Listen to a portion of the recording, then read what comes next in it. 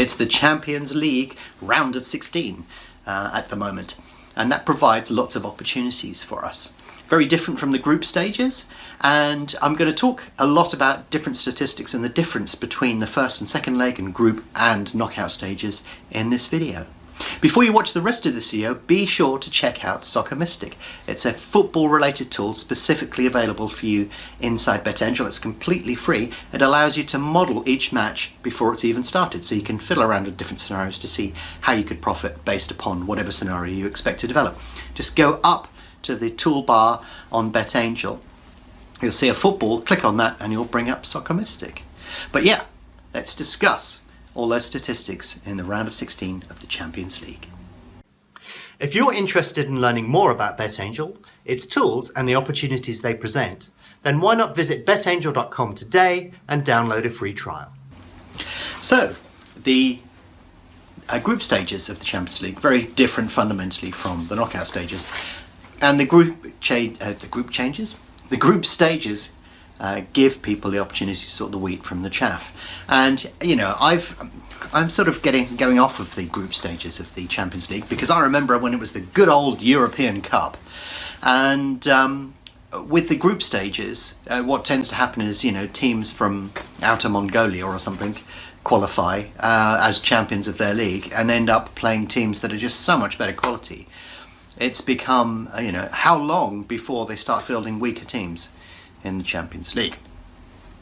So anyway, when we get to the knockout stages, we get to the round of 16, things become a bit more interesting, and it's much like the old traditional European Cup. But this presents opportunities for you, and mainly because there's a big incentive to score. When there's a high incentive to score, anything can happen, and generally odd things can occur unexpectedly, and we like that because most of my positions are set up in the market. Well, I say we, I like that. Most of my positions are set up to exploit unusual things, and the stranger an event is and the more random and unusual it is, the bigger the potential payoff for me. So if a match ended 17-16, that would be fantastic for me. 1-0 is much less interesting and much riskier, but the more goals there are, the more interesting something becomes for me. So I'm generally looking for uncertainty, so I like uncertainty. And I actually think that uncertainty is the friend of the trader. It gives you opportunities to profit where perhaps people don't understand or can't, you know, see or comprehend what's going on. So anyway, as per normal, I have a load of stats for you. We've gone back and looked at all of the knockout stages of the Champions League and just had a look at how things are impacted. And the most important thing here, I've said there's an incentive to score already, but because of the away goals rule, an away goal counts as 2 if the score is aggregate after the 2 legs, then the incentive to score goes up a notch. And in fact, you know, there's all sorts of things playing within individual matches and legs. You know, the complexity increases quite dramatically. And the reason I paused and stopped there when I said the incentive to score goes up is because actually I believe the away goals rule very often creates the situation where people don't want to score. So the incentive to score does go up, but only in certain circumstances. And there's also a significant difference between leg 1 and leg 2 in terms of the way that matches are played out. And it's worth reading up and understanding and looking at that in some depth. But hopefully the stats I'm going to give you in a second will help move you on a bit in terms of your thinking. So the first thing to notice is that if the home team are playing the second, the team that's playing at home in the second leg tend to have a generic advantage. We looked back, all of the data, we went back to 2008 from last year, and if you look at when the home team is playing, well, obviously this one team has to play at home, but in the second leg the home team tends to qualify 55% of the time. So that sort of implies that there's an advantage to playing the first leg away, because you generally know what you have to do to win the game. But that's quite a generic stat, it's quite broad based. But you can see that there's a split. If the teams were equally matched, which sort of they more or less are in a cup competition over 2 legs at this level, not always, but generally, then that sort of implies that in fact if you get drawn away first, then you can basically try and stop the other team from scoring, perhaps sneak an away goal, and then you've got a huge advantage when you're playing the return leg at home. So I think if your team is playing away first, that's probably a bit of an advantage, because it gives you the ability to understand what you need to do in the second leg, and that seems to come out in the statistics. So that's the first stat that popped out of the huge and amazingly complex spreadsheet. But if you actually compare the round of 16 to the group stages, it's interesting to note when you look at the statistics that the group stages tend to produce slightly fewer goals. I'm just double checking this information here when we have a look at this. But yeah, if you look overall, it's not a massive difference, but the group stages tend to produce slightly fewer goals. Now, this can be skewed tremendously by obviously the individual matches, because sometimes you get very uncompetitive matches. But overall, you tend to get slightly more goals in the round of 16. Now, the way to dig underneath that stat and look underneath it is if you look at the first leg, according to the statistics I've got here, the first leg produces on average about 2.48 goals. I say about, it produces 2.48 goals. But when you look at the second leg, that produces 3.25 on average. So you can see there's quite a jump there between the two. And again, that sort of makes sense really. That's sort of saying whatever happens in the first leg sort of determines or gives an incentive to the second leg, which makes perfect sense. But from a trading perspective and from a betting perspective, that tends to exhibit itself in terms of more goals. And when you split it down into sectors, it's quite interesting. So I've broken down all of those goals, all the way back to 2008, into 15-minute segments. And what you find in those 15-minute segments is, to start with, I'm looking over the first and the second leg here. In the first part of the segment, there's not a huge amount of difference between the two. And then you get to the 15 to 30-minute segment, and there becomes a little bit of a gap begins to appear. But by the time you get to half time, there's about 0.3 of a goal difference between the two, between the first leg and the second. So that implies that there is an incentive to do something in that first half. But when you get into the second half, that increases to about 0.4, so it nudges up slightly. But the key point seems to be around 60 minutes, and you'll very often see substitutions being made then. The players are getting tired, so they throw on a few more and push for the win. So when you look at the gap between 60 to 75 minutes, you start to see a larger increase then in terms of the number of expected goals. So that implies that a lot of the activity, that the way that a lot of these matches are playing out, is they're going to see how things go in the first half, and then they probably won't change much until around 60 minutes, and then they'll throw a sub on and go for it, because they've got nothing to lose at that particular point. So it's interesting to see that the goals are skewed a little bit in that direction.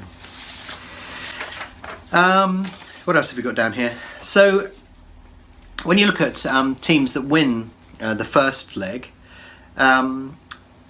there's only about a 50% chance of them going on to qualify at some point. If they don't win that first leg, in other words, if they draw, I should qualify that, then there's about a 25% chance, just over that.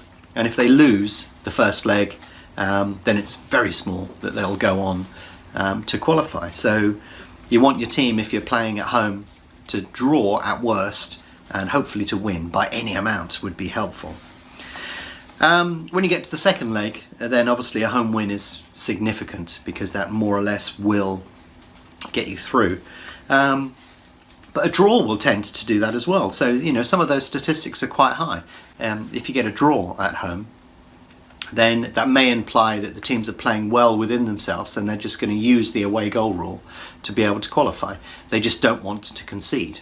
So this is where I think the away goal rule is going wrong, and has been going wrong for ages, and I think a lot of people can see this, in that if you nick a goal away, then all of a sudden your incentive to score at home plummets quite dramatically, and you may as well just play out for a draw. And the reason that the away goal was introduced was to increase the propensity of people to shoot and attempt to score goals, and that doesn't seem to work. But also in the second leg, if the home team loses, then obviously it may be that that's not too much of a problem, because if they've won 2-0 away, or they've got a couple of away goals, then just conceding one goal at home won't make for a comfortable night, but they can still qualify. So winning at home or getting some sort of result at home will significantly increase your chance of qualification, but doing that in the first leg is much less effective, which again makes perfect sense. I don't think there's any rocket science or anything unusual going on within there. In the first leg, here are some correct score stats for you. In the first leg, if you win 2-1, it comes up and says there's a 66% chance of qualifying. 1-0, 55%. If it's a 1-1 draw, 41%. If you lose 1-0 at home, that drops to 20%, and things decline from there. So you can see the importance of winning, but preferably if you can win reasonably convincingly, then that's going to help you significantly. What other stats have we got here? If we look, I'm just trying to figure out what this one is. If you look at it, I mean, there's so many stats that I could go on for ages. But if you look at the deficit that teams are running, it's quite interesting to see that with a 1-goal lead in the first leg, there's about a 56% chance of qualifying. With no deficit, i.e. no difference between the two teams, that drops to 26%. Yeah, and I mean, if you're looking at the away team, then if there's no deficit after the first leg, that percentage of qualification rises to 74%. And if you look at a 1-goal advantage, that's about 43%. So, again, that favours the away team, doesn't it? So it's interesting to see that. If you look at the draw, a 1-1 draw will produce a qualification, as I've mentioned already, of 41.7%. 2-alls, can't see any record within those records of somebody qualifying. If you have one, then let me know. And similar for 0-0. So yeah, it's interesting to see how all of that data is skewed heavily to the away team. And I think preferably, if you're going to play in Europe, then it would make sense to play the away leg first, bring that team back home, and then try and finish the job off then. And if you can nick an away goal, fantastic.